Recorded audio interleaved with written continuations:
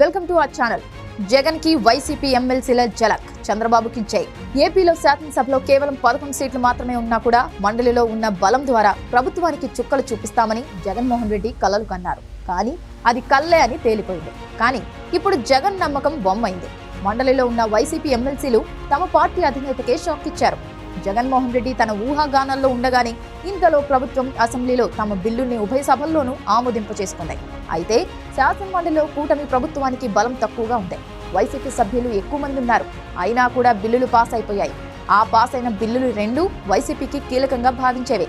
అందులో ఒకటి land titling act కాగా, ఇంకొకటి ఎన్టీఆర్ ఆరోగ్య విశ్వవిద్యాలయం పేరును తిరిగి అలాగే కొనసాగించడం.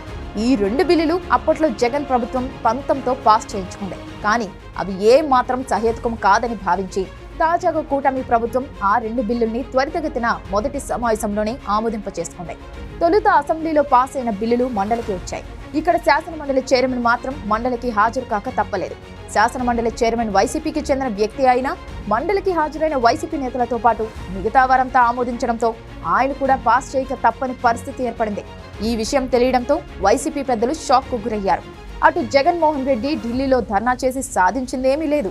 పైగా తనలో ఉన్న భయం ఏ స్థాయిలో ఉందో బయట ప్రపంచానికి తానే చాటుకున్నారు. ఇక్కడ అసెంబ్లీ సమావేశాల్లో ఇక్కడ మండలిలో ఇరగదీస్తామని అనుకున్నా కూడా వారి ఆలోచన అట్టర్ ఫ్లాప్ అయింది. కీలకమైన బిల్లులు పాస్ కావడంతో ఇక జగన్ చేసేదేమీ లేకుండా పోయింది. ముఖ్యంగా ల్యాండ్ టైటిలింగ్ యాక్ట్ ను రద్దు చేయడంతో వైసీపీ పెద్ద కుట్ర పారద్రోలినట్టయిందని ప్రజలు సంబరపడుతున్నారు.